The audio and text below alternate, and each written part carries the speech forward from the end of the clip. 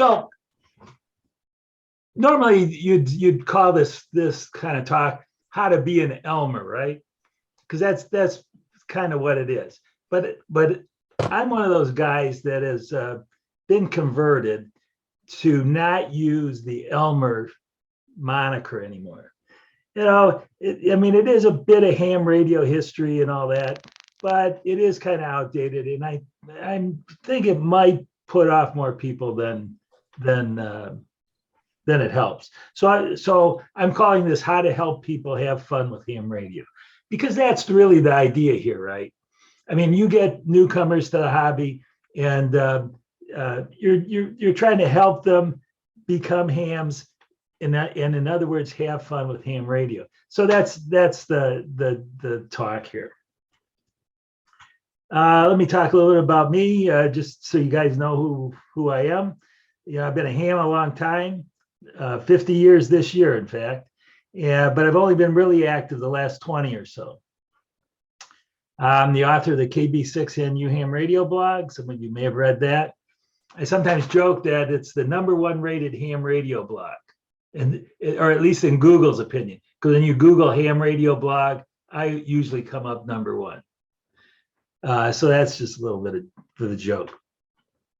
I'm the author of the No Nonsense Study Guides. I've been doing this for about 15 or so years now, and sold a lot of study guides and have helped a lot of people get into ham radio. The tech study guide, the PDF version of the tech study guide, is available for free on my website on kb6nu.com. So if you know of anybody that wants to get into the hobby and doesn't want to spend money on a study guide, they can download mine for free. I teach a lot of classes. Probably in the last 15 years, I'm going to guess I've taught over 1,000 people. Since we've been in the pandemic, I've been teaching online classes, and I've taught quite a few in online classes. The nice thing, I even have a talk about teaching online classes, but one of the nice things about teaching online classes is that I have a much bigger reach, right? I can teach people all over the country, actually all over the world, but the time zones don't work out that well. And a lot of them aren't interested in a US license. But yeah, I've taught probably students in probably almost all 50 states, probably not Hawaii and Alaska, but all the continental US. I think I've probably been in my classes. I'm pretty active in our local club, which is Arrow. I'm the communications manager for ARDC. Now, some of you who have been attending these talks know a little bit about ARDC. They presented to you about 4 or 5 months ago. I think it was just before I started with ARDC. I only started about 4 months ago in June, the middle of June. And my job with ARDC is to make it more known. Basically, I'm the PR guy for ARDC. I'm on the air almost daily, and I'm a big CW operator. So as Dan put in my intro there, my mission, besides helping people have fun with ham radio, is to make at least 3 CW contacts a day, and I've done pretty well on that over the last 15 years. I think that includes some contest. I'm not a big contester, but it includes some contests, which of course, you rack up a lot of contacts in a contest. And so, but I'm over 3 a day for the last 15 years. And I consider myself a mentor to many hams. And that's a result of several things. One, teaching classes and publishing the study guides. I always tell anybody who ever buys any of my study guides, if they got a question about any of the material, to give me a call or send me an email. Same with anybody that's in my class. I tell them to consider me their mentor, and and I tell them to feel free to call me, email me, whatever, ask me any questions that they want. And I have been able to help quite a few hams that way, just from those two things. So I have many mentees out there in the ham radio world. So the question we're going to talk about today is, how can you help people have more fun with ham radio? And I think there's a number of traits that good mentors have.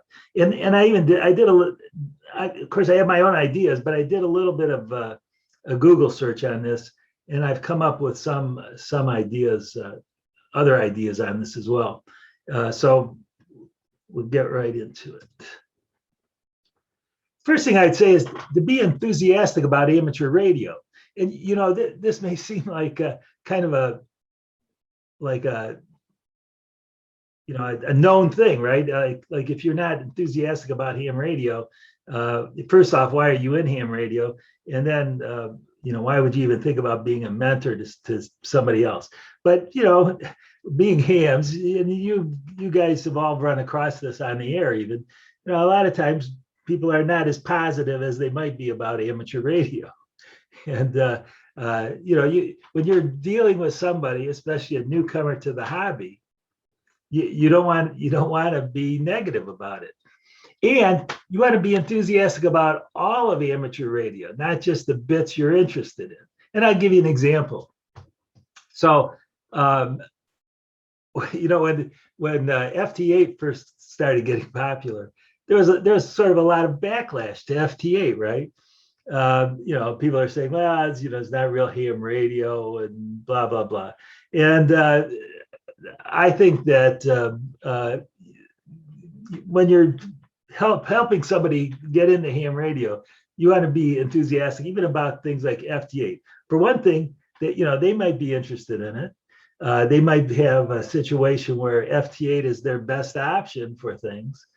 And so, you ought to be enthusiastic about all of amateur radio and not just the bits you're interested in. CW operators are kind of like that too.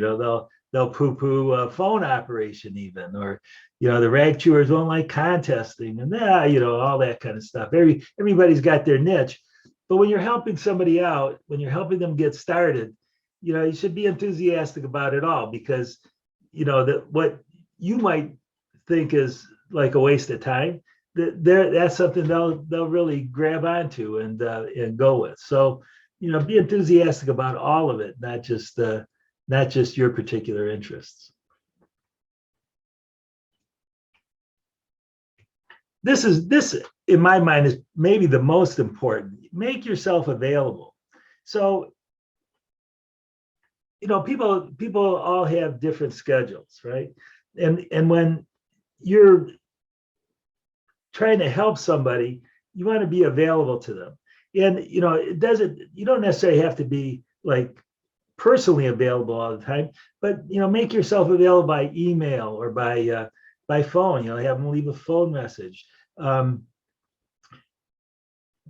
If you and always try and get back to people as quickly as possible. That's what I try to do. Like if I get an email, I try to get back with them at least by the end of the next day. Sometimes I miss that. I get a lot of email, and I'll miss the email, but I still try to do that.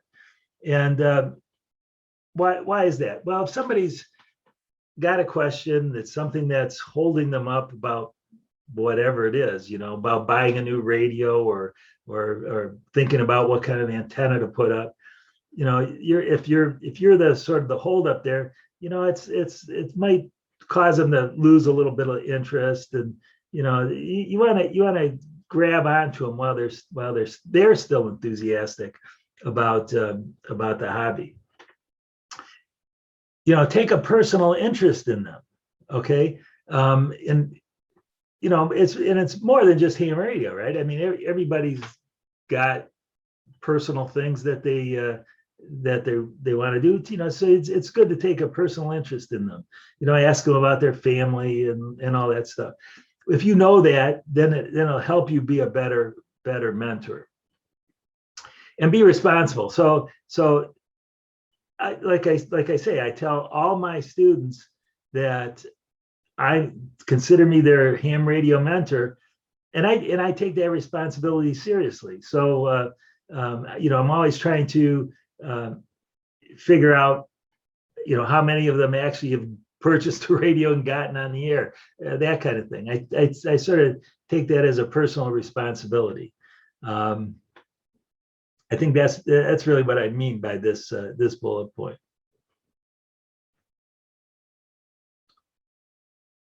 Listen to them. This is actually a very important thing. You can't help somebody if you're not listening to the questions they're asking, right? And you know what I find a lot happens with mentors and mentees is that the mentors, they have their own experience with ham radio and their own likes and dislikes. And they try and push that on the mentees because that's what they know. But it really needs to sort of work the other way around. You have to encourage them to ask questions about the hobby and listen to their opinions and guide them to things that they will be interested in and be enthusiastic about. And you can't really do that if you don't listen to them. So that's a hard thing to do. It's a real hard thing to do. I'm a CW guy, right? So CW guys are almost especially like that. We're old timers, and for the most part, and we get certain things in our heads about ham radio, the way ham radio should be. But the newcomers, they have their own ideas, and actually, that's the way ham radio is going to be in the future. So we really got to listen to them and figure out what they're interested in, and then be able to guide them that way. If you don't, then you're going to turn them off, right? They're going to say, oh well, I didn't get any help, and I didn't get the right help, and that's a real negative, and you don't want that, right? You don't want that. In fact, I'm going to jump over this one just now, and because it gets down to this: teaching and learning. So, as a mentor, you want to be able to teach them stuff, but you want to be able to teach them not just what you know, but what they want to know, right? And so that's where teaching and learning comes in. If I stuck with what I knew, everybody would either be a CW operator or not a ham anymore. So I found myself in certain situations where somebody's asked me a question and I had to learn something myself to be able to answer it properly. And that's good. I mean, it's good. It helps me learn new things, and as well as helping the newcomer, get more into the hobby. So that's the bullet point here. Encourage them to step out of their comfort zone. I mean, that's the only way you learn stuff, right? Is to step outside your comfort zone. If you always stay inside your comfort zone, you never learn anything. So encourage them to step out of their comfort zone and be ready to step out of yours as well. Use the Socratic method. I don't know exactly what that means, but here's how I do it. I think it's more like asking them questions and ask them to think about it. So when somebody will ask me a question, I'll tell them, well, let's think about it, and then sort of go from first principles to something more. So it's like, for example, if somebody asks you what single sideband really means, say, okay, let's think about that. If you have an amplitude modulated signal, it generates the two sidebands.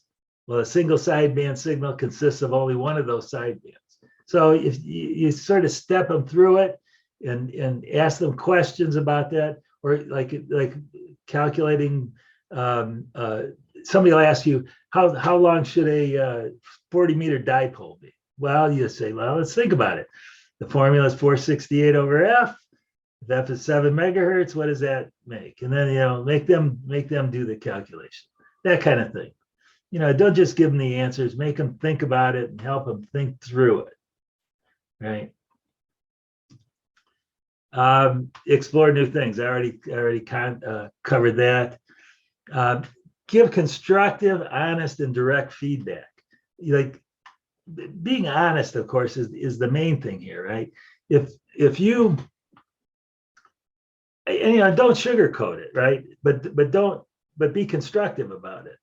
Like one of the things, and I always throw in personal experience here because when I was a kid and getting into ham radio, I didn't really have a mentor per se. So I kind of screwed around with a lot of things myself, and of course, some of it worked, some of it didn't. And one of the biggest areas I needed help, but I never got actually, was antennas.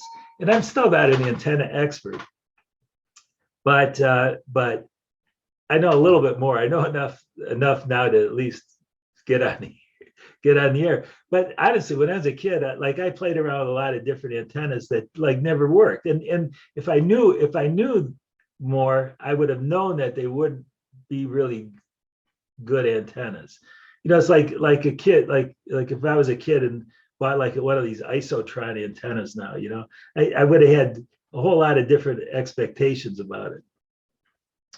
But so that the thing is, it's you get this a lot, right? They'll say, well, what about this this isotron antenna or the TAC antenna? They're drawn to it because they're small antennas, and so you have to sort of temper their expectations there. You say, well, maybe that'll work, and maybe you'll make some contacts with it, but really they're not the best antennas.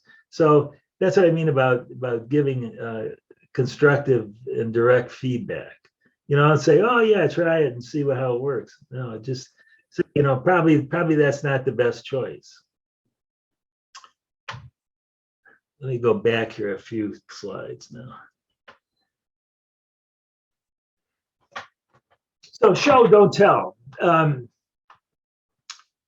If you're on the phone with somebody, it's harder not to just tell them things.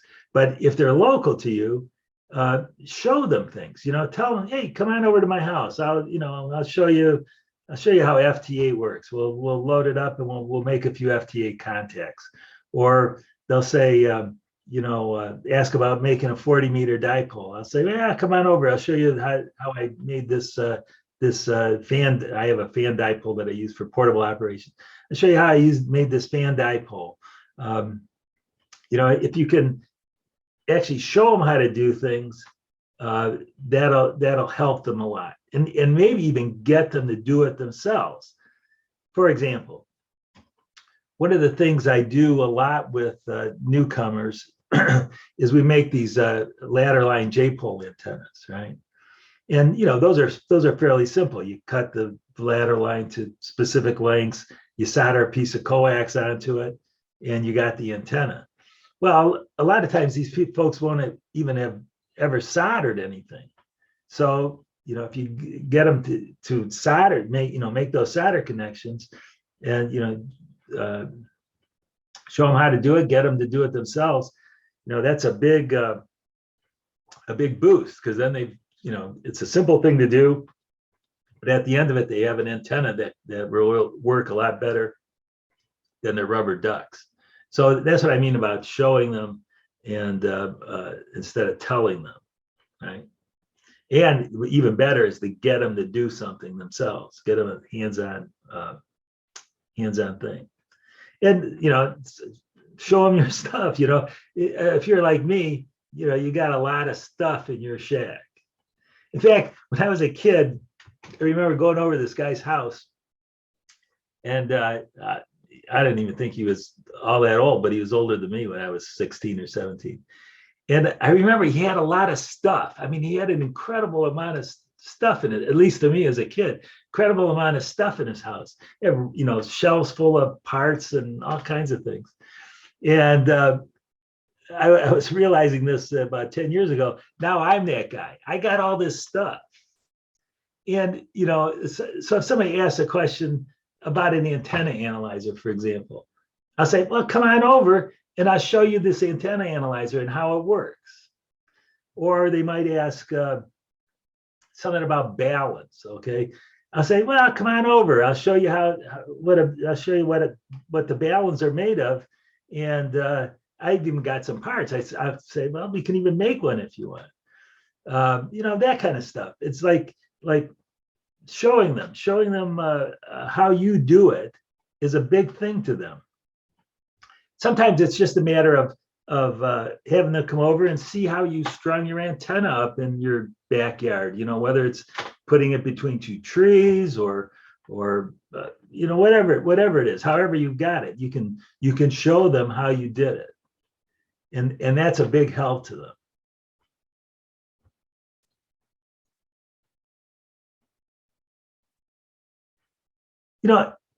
In small things mean a lot. So one of the things I try to do is monitor our local repeater and talk to them when I hear them. Okay. And if you like teach classes like I do, you can always tell if they're newcomers because they're not following exact operating procedure, right? But you can tell by their call sign, right? So like here in the 8 call district, and I'm in Michigan, so it's the 8 call district, even though I've got a 6 call sign. They're in the O's now. So a guy popped up on the repeater the other day, KE8 Oscar Zulu, and I heard him. We gave him a call. A lot of times, sometimes you'll even be their first contact, and that's kind of a cool thing. Whenever that happens, for sure I'll send them a QSL card. I think that that'll be something they'll remember forever. And if it's my card, how cool is that? So send them a QSL card. Follow up with them. This is a suggestion I got from Bob K0NR, Bob Whitty. He's a great mentor too. Follow up with them. If they've asked you a question or you've helped them out in some way, next time you hear them on the air or ask them how they did. Did they ever get that antenna made or buy a new radio or whatever? And sometimes especially if they're local, you might want to call them up and ask them, even if you don't hear them, especially if you don't hear them on the air, right? So follow up. That's again, that to get back to some of the previous points, that shows you're taking a personal interest in them, and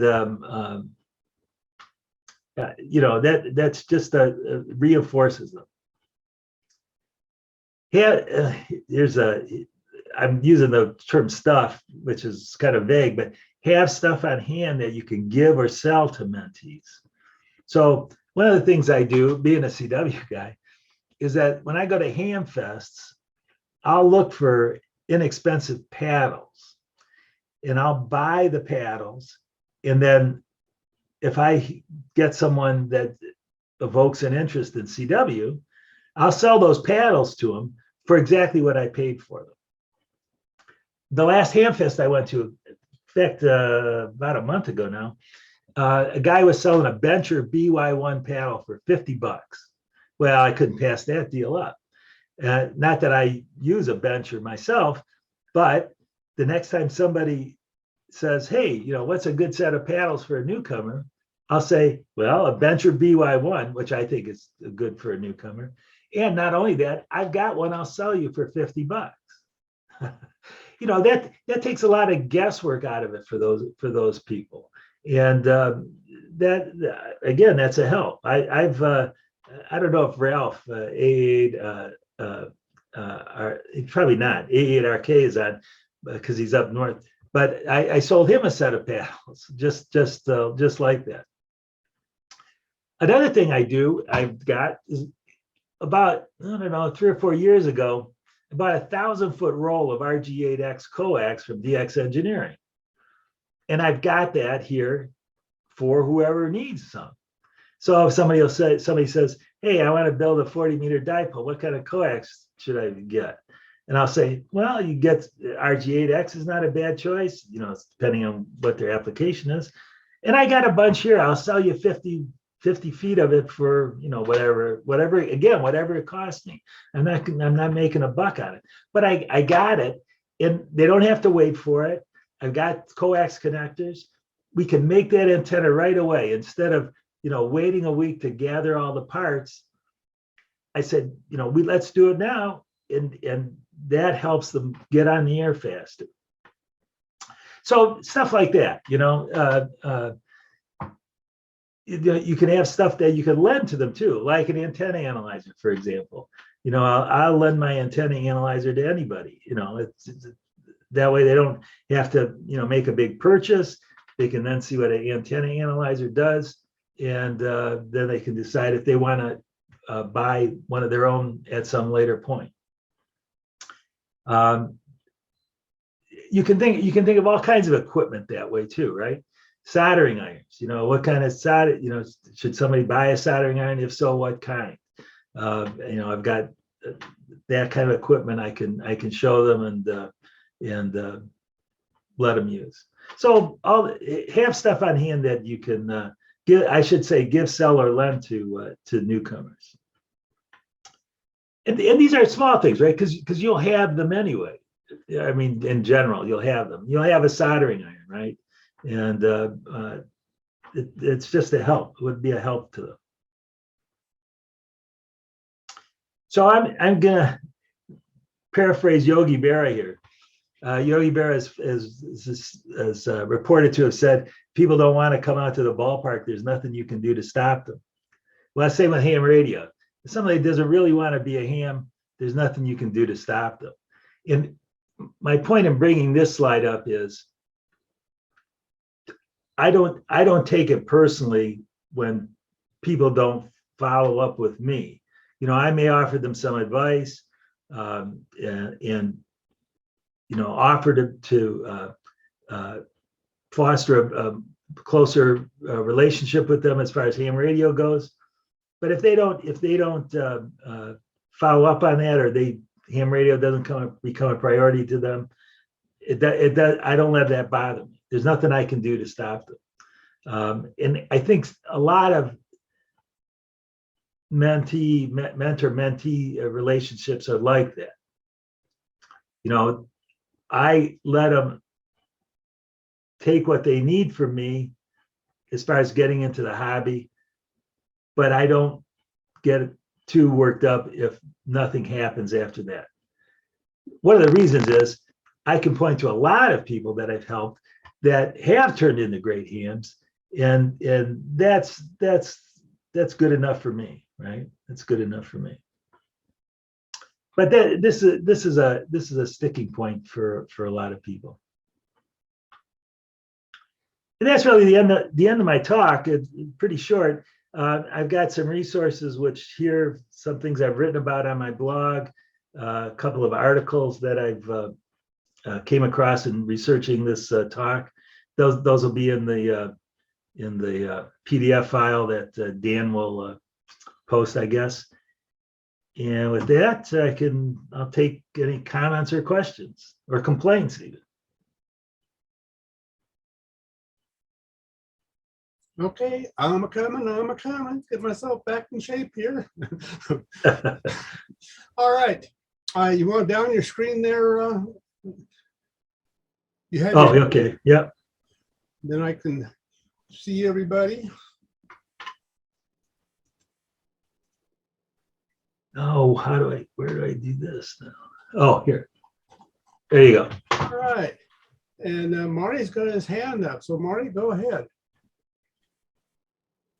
Let me unmute. Okay, good evening. And George, thank you very much. Dan, thank you very much. One of the places I find a good concentration of relatively new hams or people interested are meetings of local Aries groups.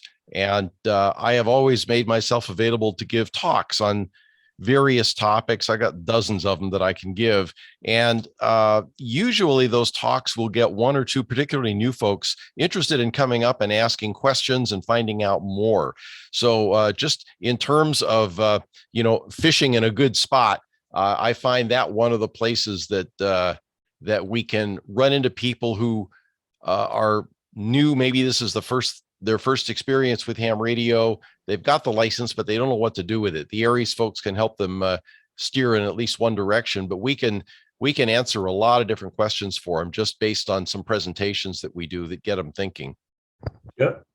That's really a good thing. All right. Anybody else? Barry, what's it look like in the chat? It's quiet in the chat unless Marty wants to come on to bring up some of the points he has from Maryland. Marty, Marty? you want to come on? Marty's And bring here. up Can some you of hear your me? points? Go ahead. My microphone's in the wrong place. Yeah, so I've done this quite often. I'll attend the VE sessions when they're convenient, when I can get to them, sometimes on weekends, and introduce myself on the way out, asking, "Hey, did you pass?" And I usually will have something like a sticker or a ruler or something to hand them, and I'll say, "Hey, are you going to join the club?"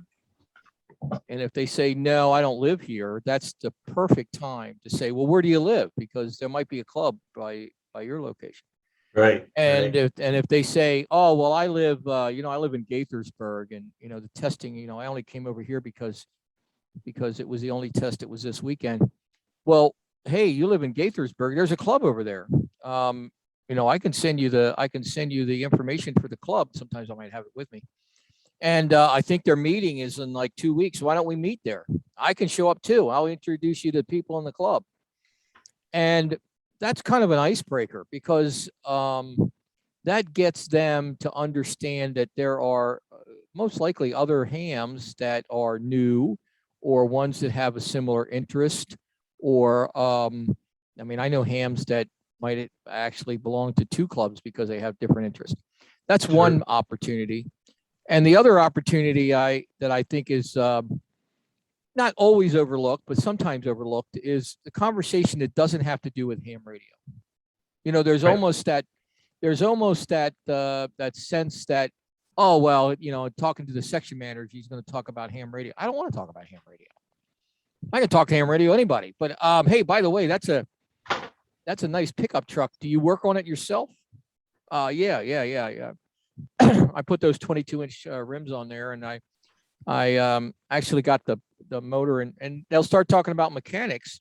Now, you may not be a mechanic, you might be a carpenter, or you might be an accountant, or you might be an HR person, and they may say, "Well, I can't really afford all these opportunities that you see, that you hear, that you should take advantage of." Like if they say, "Well, right now I'm looking for a job. I got laid off at the COVID." Really? Well, I happen to know somebody who's an HR manager. Maybe I can send them the name. So it doesn't have to be ham radio. It really doesn't, Dan. And I always try to follow up. I don't follow up like I follow up with what you're saying, but I always like to put them on my re-age list. I used to be in telemarketing. Yeah. And I try to catch up with them at least a couple of weeks later. A good indicator is when the next club has a meeting, I might send a note and say, "Hey, you're going to attend the meeting," Yeah. just to let them know that someone is interested in them being a ham. So Right. that's what I have to share. Right. And that was my point. Your previous point about asking about their truck or other interests. That's what I meant about taking a personal interest in them. Because Right. it makes it more than just ham radio. Have you ever invited new hams? And I invited like 6 new hams to join me at the next ham fest. Like when they got their license, and I hand them a contact card. I said, "Hey, why don't we all show up at the next ham fest in a month, and we'll Yeah. all show up there together, and that way you'll have a guided tour, and when you walk around, you're like, 'Hey, Marty, is that 2-meter radio?' No, you don't want that. Yeah. That's a Radio Shack. You're never going to find parts for that." Invite them to the ham fest. Invite them to the whatever the next contest is. Right. Push them Yeah. in the direction. Invite them to field day if field day's coming up. Well, that doesn't happen. Here's the thing, Dan. Those don't happen frequently enough Right. Right. for that to occur timely, for them to get the bug and keep on going. Right. But it does at certain times of the year. At that time of the year, it will. If it's So that that's time of just year, of another course. example. Yeah. Of course. But you have to also make sure that the organization, sometimes I find, Dan, that even when I show up at the field day site, the first thing they do is they break out the stun gun because they don't recognize me. They're like, "Can I help you?" I'm Yeah. the section manager. I have a red badge. So I'm the, oh, you're Marty. You know, they're ready to stun me because if I show up it's not unusual for me to show up at a ham fest at like 2 a.m. Okay. Yeah. I mean, I'm traveling 14 hours on field aid. So, Yeah. you know, yeah. Fortunately, our stuff. club is good about that. Fortunately, our club is very welcoming to newcomers. Would you, let me ask you this, and maybe I'll send it out here for maybe a point of discussion. I have clubs that have 6 members and I have clubs that have 160 members. Sure. Now if we've been in this long enough, folks, you know, the 80-20 rule or the 10-90 rule or whatever rule you want to say, you know, that 20% of an organization does most of the work and 80% are not, I shouldn't say work, but it are in attendance and 80% is not. Right. Would you recommend a new ham to a club that might be smaller or a club that might be larger? Does that really I don't know. depend? You know, that I think it's an individual thing. Like for example, if a new person was interested, well, we'll use FT8 again as an example. You know, Yeah. well, I know in our club we have guys that love FT8. You know, do a good job at it. So I would say, well, come to our club. We've got about 100 members because we have those people. You know, so if that club with 6 members didn't have anybody and that guy was interested in FT8, well, that wouldn't have been a good fit. Well, I'm just thinking that when they come out of the testing session and their heads, you know, their brains all fried, they don't even know how to spell the word ham. And I'm just looking for that one opportunity, you know, to say, hey, let's get together again. Yeah. Well, you know, if those 6 guys, if those 6 people in that club were welcoming, then yeah, maybe that's a good choice. But if those 6 guys weren't, right, which happens in clubs a lot, yeah, then no, that's not a good choice. And a lot of clubs, if you pass the test and they got the VEC group there, that club will a lot of times give that person, I say give, they become a member of the club for 1 year. They don't have to pay anything. They show up at the club meetings. Right. And that's what our club does. That's exactly what our club does. Yeah. Okay. All right. Maybe someone else has a different opinion on large clubs and small clubs. So, all right. Thank you. Sure. That's and by the way, I'm Marty, KB3MXM from Maryland. Thanks. I haven't seen that deer and look on you, Marty. It's a different picture. Well, that was a while ago when I was at headquarters. I was attending a meeting at headquarters. So that was a while ago. I have a whole bunch of pictures, but I figured that one was good enough. Plus it's black and white. So. Well, there you go. There you go. All right. I don't see. Marty, someone has a question for you. What brand of stun gun do you recommend? What's that? What brand of stun gun do you recommend? What brand of stun gun? Mm-hmm. You made a comment that they were going to pull stun guns on you. Oh, I was just giving that example because I am notorious for showing up at field day sites. I start in the morning at about 8 o'clock, and I usually don't stop field day until about 3 in, and I'll get a couple hours of sleep because if I don't get it done on day 1, they're all packed up by day 2. So, well, I'm sure the clubs love it too because they get those extra bonus points. Well, they get 2 things actually, Dan. They get 2 things. They get the fact that when I show up, I'm not one and done. I don't walk in. Hey, where do I sign the book? Hope you guys are having a good time, and I leave. If there's somebody operating, I'll say, hey, can I make a QSO? And they're like, okay. A lot of times, not a lot, but several times I'll show up at field day sites around the dinner hour. Yeah. And I have to explain to them, and they're like, Marty, sit down, have a plate of food. And it's not radio guys and gals. I'll tell you, they can cook and they can eat. And I have to explain to them that no. I'll just take a bottle of water and maybe a pack of crackers. And they're like, what? You don't want any of this food? I said, look, I've got another 12 hours of driving and I'll end up with food coma, passed out on the side of the road because I ate too much. Yeah. Hey, Dan, let me ask you, how big is your club? It's about 100 members now. And give me a general idea of the geographic area size. Is it like within 20 miles and 50 miles? What's that usually? That's a good question. Probably more like 20. You know, we're in the Detroit area, so there's a fair Okay. amount of clubs. Okay. All I right. still asked a good question. I think we should think about this. How can we motivate experienced hams to become good mentors? A lot of Well, experienced hams want nothing to do with mentoring anyone. I know, and you know what? That's a really good question. Back to And, that and stun gun, that helps. Cattle prod. Cattle prod. well, you know what I've written about this on my blog too. I think that we need to have a Elmering the Elmers kind of class, right? Because it takes a certain kind of person, right? It takes somebody with the word that people use now is emotional intelligence, right? So it takes somebody with a little bit of emotional intelligence, and there's how should I say this? There's a hesitancy among some people because they feel they don't have enough to give, right? They don't know enough about FT8 or whatever. But that's not a requirement. The only requirement is that you're willing to learn if somebody asks about it, right? So I think if we had a little class that we could say, sort of go through some of the things maybe in a little bit more detail than I did here about what it takes, then people would be more prepared and more willing to do it. There's no, Dan, this is Marty again. Let me just chime in here for a second. It's all about location. And what I mean by that, and I've run into this recently. I had to go through my section roster.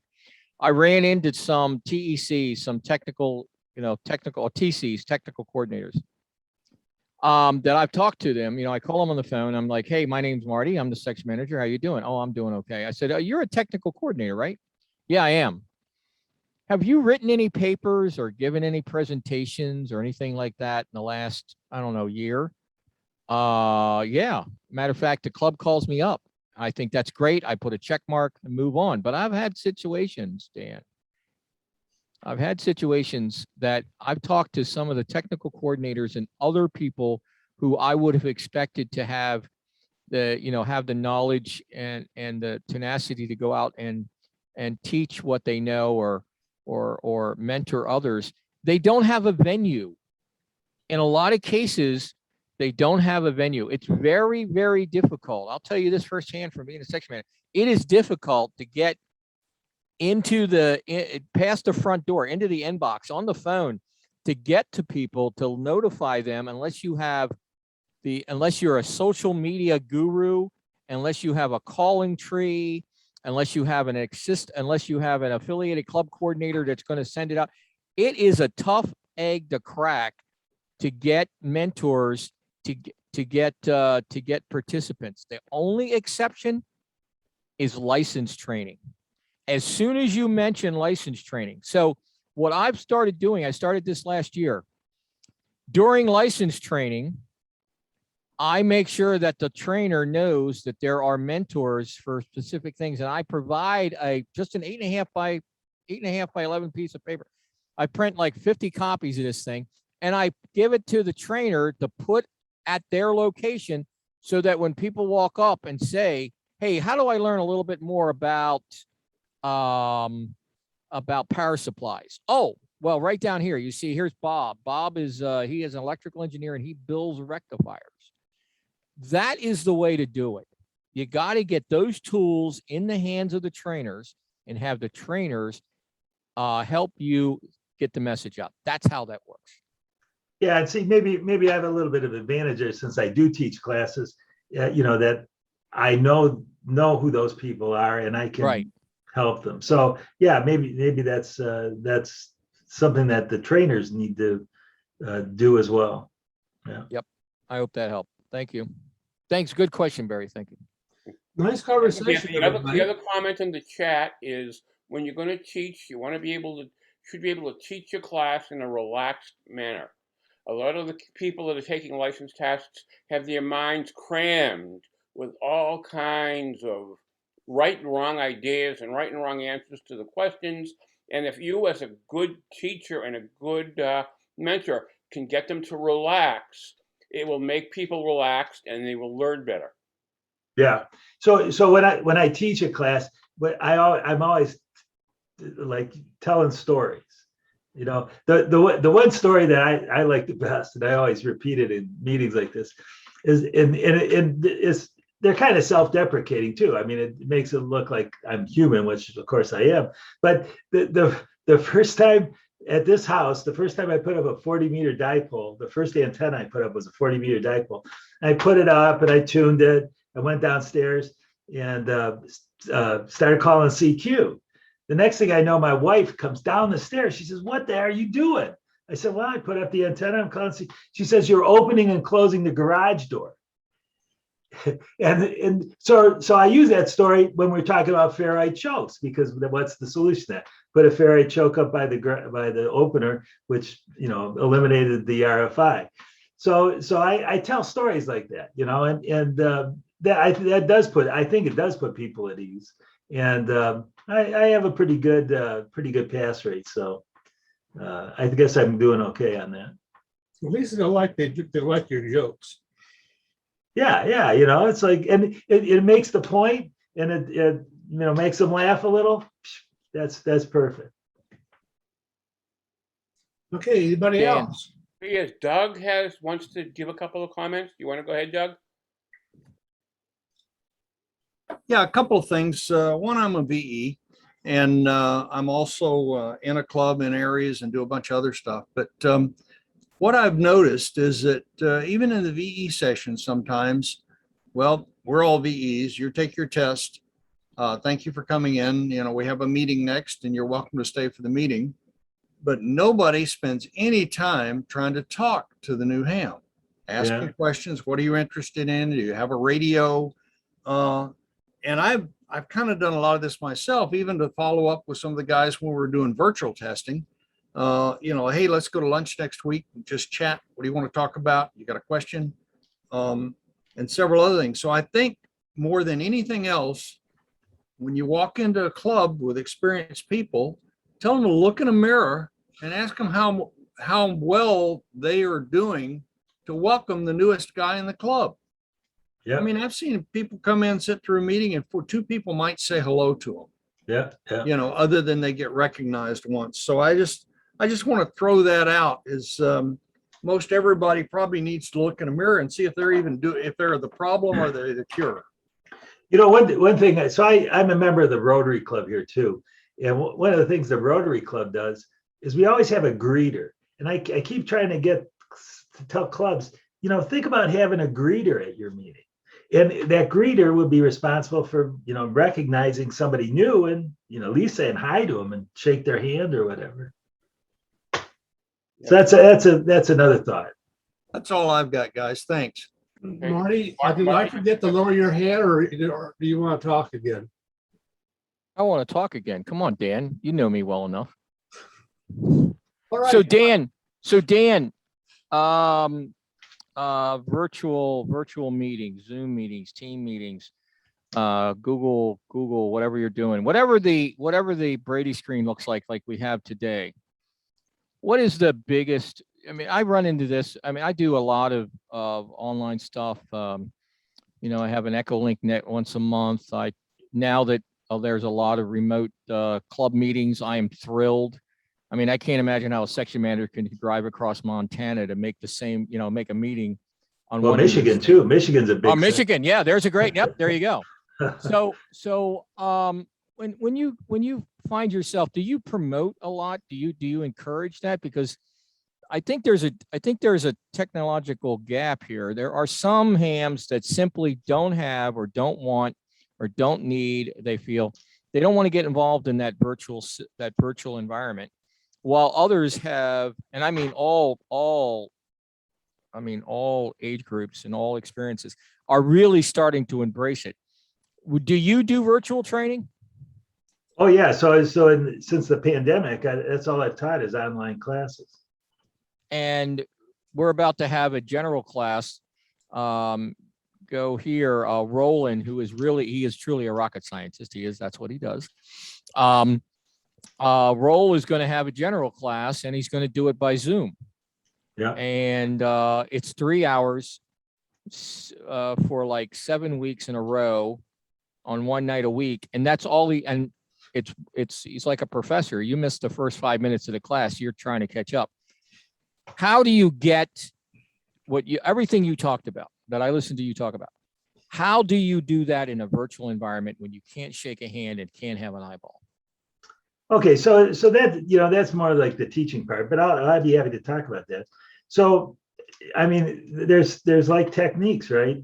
Like one of the things they say is, first off, be there earlier than anybody. Don't be late to class. That seems like a common sense thing, but that's like the number one thing. Don't be late. Always be there a little bit early to answer people's questions if they have them. Secondly, what they say is always recognize somebody when they enter the Zoom meeting. Say hello to them, and I try to do that. Interesting. Okay.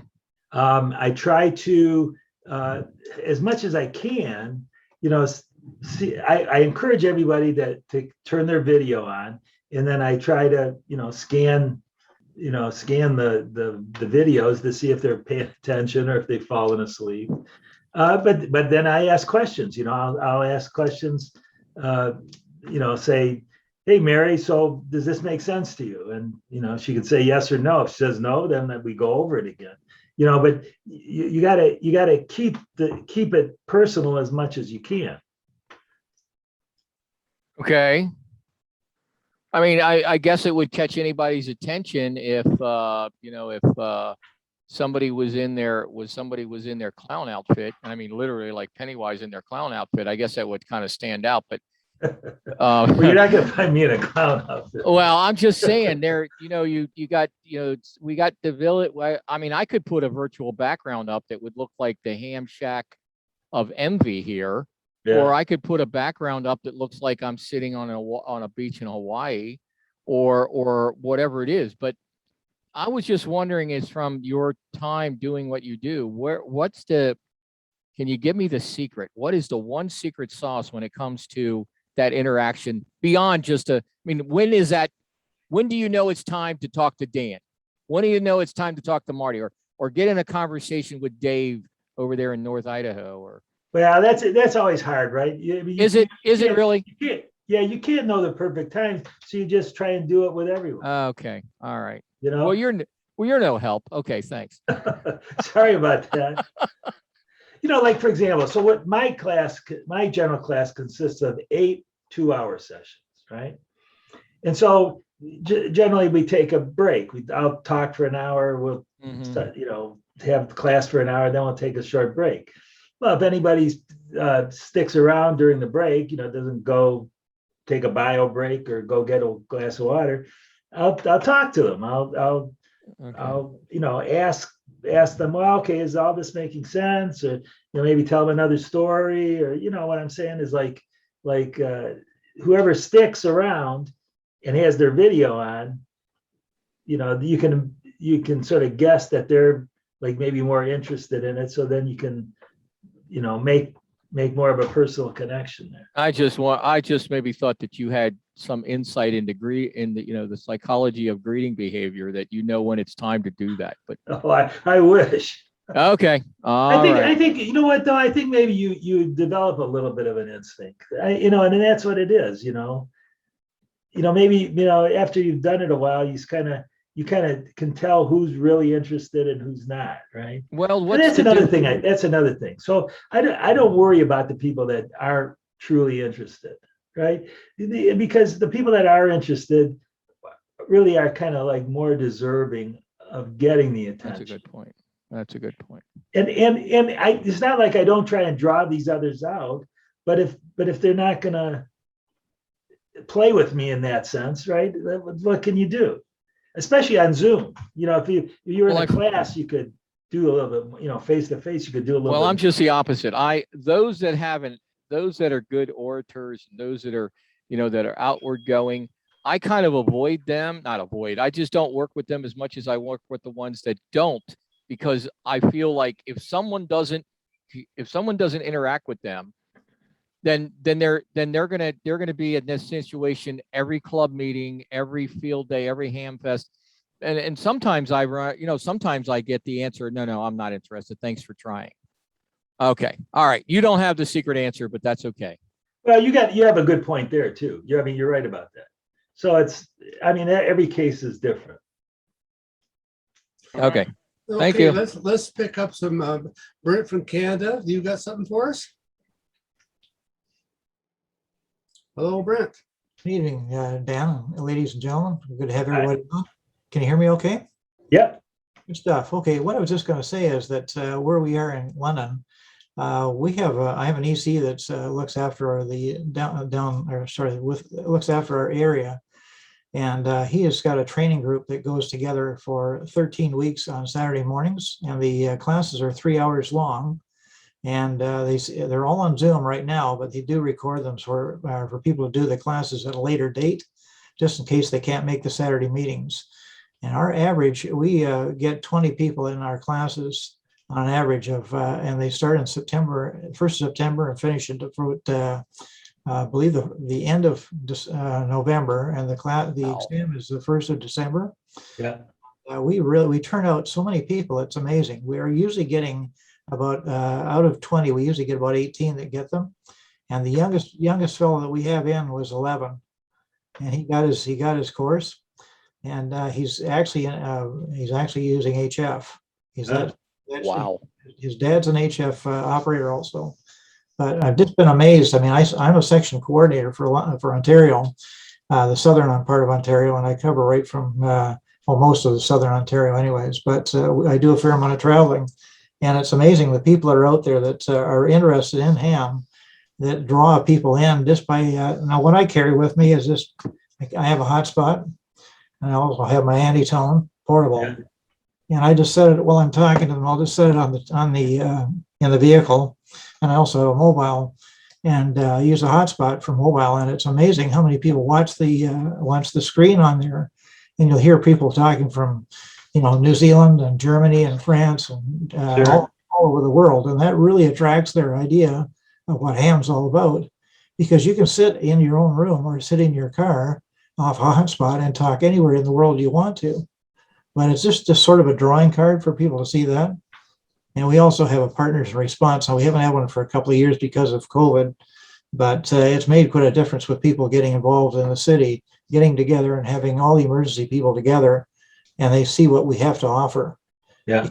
The city people are sort of shy of getting involved with ham because they don't understand it. So in order to get them involved, we go out to their office and say, look, this is what we do and this is what we're here for. And, you sort of go in with it. And I have a uniform that I wear. It looks like it's a professional uniform, just to sort of give them the idea that we're not, people that we know what we're doing. That's the whole thing. Yeah. But I appreciate your talk. It was amazing, and really enjoyed it. And it was a pleasure meeting. Thanks. And it's nice to see all you ladies and gentlemen out there. So thanks again, Dan, for letting me zip in there. And have a great week. Take care of yourselves. Thank you. Thanks. Thank you. Appreciate it. Appreciate you guys up there in Canada too. We've been hearing you guys more often. Hope you get on here more often. Anything, Barry, what do you got? Nothing else in the chat, but I think we're sending a record tonight. It's going to be the first session that I can remember. Dan number 3 didn't have anything to say. Oh, yeah, Dan, got a call upon you. That's not right. WL7COO, are you awake? Wide awake and interested in everything that was said. It's an overwhelming task to undertake refreshing the reservoir of interested amateur radio operators. And it's the most essential thing we can do. So I'm happy to see this focus on it. And I realize how negligent I am in that arena just because I'm so spread out focusing on other things.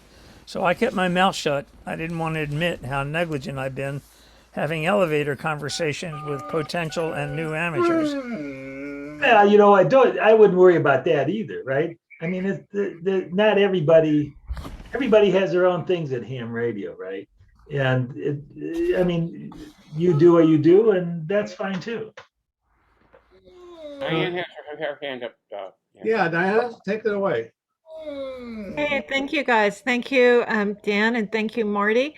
The reason I put my hand up was Marty asked kind of a comment about how to get people to engage during the class, especially the quiet ones. So one of the things that I've always done is right away to build a community um, by doing some simple little things. It depends on the class. I get to know my students a little bit by the email applications, and then I contact them before class.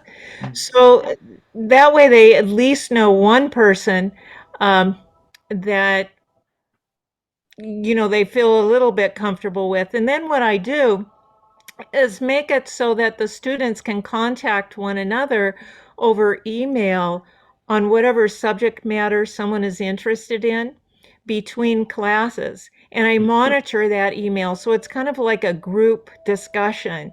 And that has really brought people who were little mouses out of the hole and contributing. And they do a lot of research and reading and ask each other a lot of questions. And some people, like Dan said, are interested in some subjects more than others.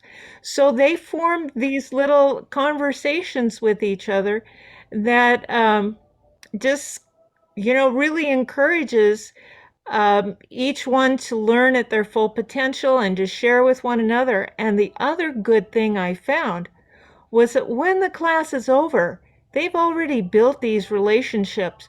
And so each one of those students is not afraid to go out and be an active part of the ham radio community. So that's something I've discovered. And it works well either online or in person, or even I've used that in a college format. And that's helped everybody exceed the expectations actually of the college who have been in my classes. So and it feels to me like each of you have done the same thing, but maybe Marty, I'm not sure what your experience has been, but perhaps you too are doing it but just don't know it. What happened Thank you, to your Diane. video? Diana, I've never seen you come on without video. Oh, well, I can come on with video. Here we go. No, I didn't have to. I just haven't. It's me. I was eating dinner. I just have never seen you come on without video. My dinner time joy. We have, otherwise I don't get to eat a meal with anybody anymore on the reservation because all of that, everything's closed down here. So you guys are my dinner company. Okay. You also moved your computer again since the last time I talked to you. I did, because this is like the chair, and I put my feet up and get my dinner tray and put you guys in front of me and just have a great time with my friends. Okay. I have a question for Diana. So Sure. what mailing list service do you use for this? Well, let's see, it's Google, had a Google Groups. Okay. Yeah, I think that's a great idea. I actually haven't done that because, well, first most of these tech classes I teach are one-day tech classes, so it sort of didn't make sense. But I should do it for this online classes. That makes a lot of sense. But the other thing I do is I can either email the students individually if I want, or we can share a group chain for a week. Yeah. So No, that's a good idea. whatever works, the whole point is to build that community. Right. No, that's a good idea. And we all learn from each other. That's what I tell them. I learn from you guys. So we're all in, like you said, Dan, we're all learning together. We're all sharing together. Right. And my job is just to kind of help that keep going and get started. Right. No, that's absolutely right. Right. Dan. Wow. Marty. Diana, I have a question. I've had a rather difficult time when it comes to female women taking ham tests, and then unless they're already encumbered with their husband or boyfriend or whoever they're encumbered with, it's already a ham. I lose them. I mean, they really wander off. And you know, I've not been very successful in that encouragement. And I have to sadly say that I don't have enough experience to know where to go to make that connection permanent. Any suggestions? Well, what's happened for me is I've become a mentor to a lot of women ham operators here and new members, for example, in Aries. So those are the kind of things we talk about. You know, how do you balance all Oh, these things that's a out? How do you get everybody in, you know, just like on the men's side, it's like, you know, the interesting. wives not wanting to get involved. So it's just kind of the same thing, you know, that the husband's not really wanting to get involved. So, you Okay. know, it's the same conversation, just with the other side. All right. I'm So going to women have to have to fill. know why they're involved and what they're giving to their family. And also, you know, some of them just enjoy being a part of the community, and they can also do a girls' night out. There's also, you know, there's different nets for women. LICW has a Mm-hmm. women's CW group, and so they don't have to feel kind of weird about it. They Can, do have their women's social group, and the men. Canada's got a great women's group up there, and actually it's actually flourished beyond that. It started it started with the wives of CB of truckers that were trying to, you know, keep in touch with one another. Well, Brett probably knows all about that, but I met them in Dayton last time. We had a very nice conversation, but I still left with that unanswered question. How, and I guess I'm not, I guess I just can't do that. I can't get the connection. I know how I try. I don't have, I think I'm sadly say maybe gender based, but I just can't get the connection with the women ham that I think would be a great benefit for amateur radio overall. I just don't know how to do that. I Well, just you don't have something. You could, number one, you could, with your students, once they get to know you and they're a part of your learning community, um, ask them and have them make up, you know, how they're gonna, how ham radio is gonna fit into their life. So they have a plan. And the other thing would be to explore through doing a women's series with the conversation going on between the two groups in ham radio. Mm. And so, you know, so you're going to have your operators personalize it and come up with a plan. Like it's not just happening to women, but it happens to men. So for every single student in the class, what's their plan on incorporating ham radio into their other obligations so that they can do what they love and what they have fun with? All right. Well, Dan, listen to what I'm about to say, Dan, because I've been listening to you all night. So I'm going to do it right now. Are you ready? Go for it.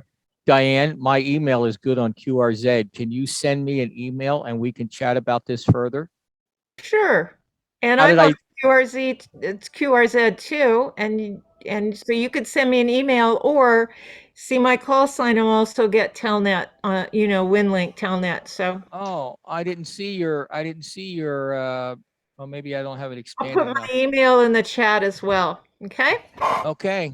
Well, great. see, Dan, I'm using your tools already, Dan. Thank you. Thank you, Diana. Thank you very much. You're welcome. This is great. I love this tonight. This has turned out to be a great session. And what you need to do there, Marty, is get a female teacher and the two of you tag team, and then you can offset the whole thing. That would be fun. Yeah, I'm trying to find the hook. You know, the whole thing, like, it's when you're selling something, you got to find the hook. And I haven't found I mean, don't get me wrong. I have had female students take the amateur radio all the way up through and to extra. And Madeline is now graduated from Pittsburgh, and she is working for NASA. Um, her her interest in amateur radio was because she spoke fluent German. And the first time we had we had a field day, and Madeline got on the radio, or was sitting there. It was her time to be on the radio, and I was tuning around, and I passed a station. She goes, "No, no, no, go back." I said, "But that's German." She goes, "I speak German." I see. I never knew that. And they had almost a half an hour in the middle of field day. The two of them had a wonderful half an hour conversation. And when her hour was over, she went and told Greg, who was fluent in Spanish. When Greg showed up at the station, he goes, "Can I talk to people that speak Spanish?" And I was like, wow, there's the hook. Diana, I don't have the hook yet, but I'm sure that you and I will figure that out. Thank you. Well, that's great. It's always good to do something together and find out what you call your hook is. So that's great, because once you find it, you'll never forget it. And Yep. it's right there, because you're already telling me stories of what you've seen. So anyway, you and I'll have some fun. We'll make some connections with each other and see what comes of it. I'm already working on it. Thank you. You're Okay. welcome. Get off, guys. Have a good night. Thank you all. See you Wait a all minute. tomorrow. Wait a minute. Wait a minute. Where are you going? We have two hands up right now, and we're going to address I them. really can't. See you guys later. Okay, bye-bye. Okay, Dan, go ahead. Well, I'm actually kind of afraid to surface this, but that conversation about crossing the sexual divide represents an entitlement, which in California now means you need to worry about the other 5 sexes as well.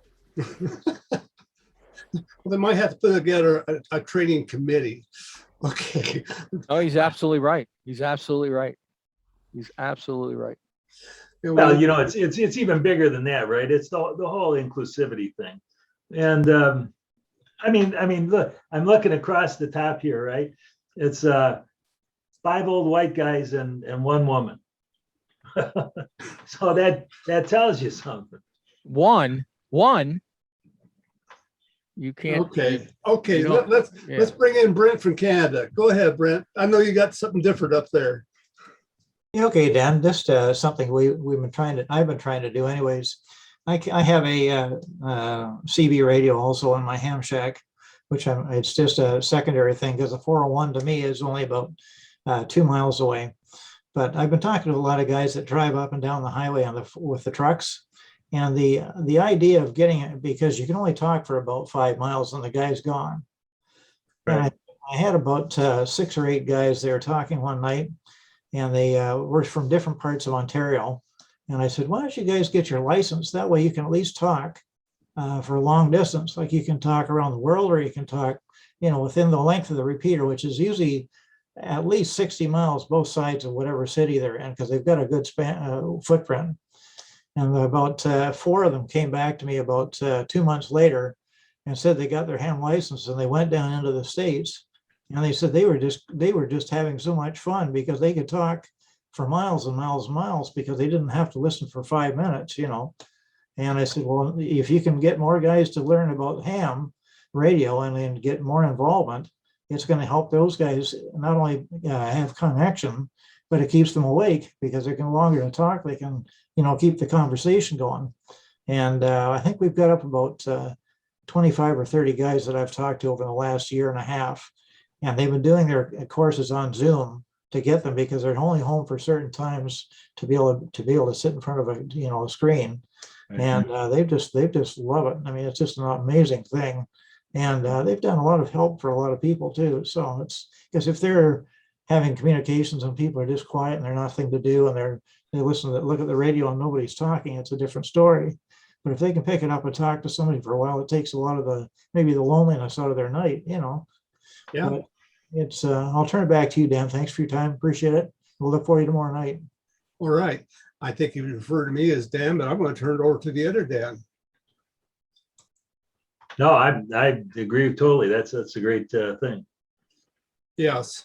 besides that, a lot of repeaters are just sitting silent for most of the time. They're sitting around doing nothing but sucking up power, listening for somebody to do something. And so getting these guys out there and using some of those repeaters, that's a win-win. It's a bonus, yeah. Yeah, it is. Okay, we're getting late into the game. We lost Barry. He's in the East Coast, but then so is Dan. So I can't. And Oscar, he's in Eastern time. He's still with us. So it's not everybody just falling asleep on us. But we need probably to start thinking about wrapping this up. Are there any more questions? Any hands up? Okay. Any comments? Well, everybody's being quiet. This is not amateur radio to be quiet. Well, Dan, I appreciate it very much. I'm sorry that your hindsight is 2020. Had I thought in time, I could have ran your slides for you here, and you told me to turn a page or whatever, and I apologize. No worries at all. This has really worked out great. Appreciate it, and I understand we might be able to see you in our group on a different subject next Tuesday. Looking forward to that. I'd be happy to join you. Well, we need to, we're looking for, we're looking. Okay, folks, with all this, I'm going to say 73s and wrap it up. And for those that's going to show up with it tomorrow night, we're having the FCC give a presentation, and that should be interesting. So 73s, everyone, and see you on the next go around. 7-3 all.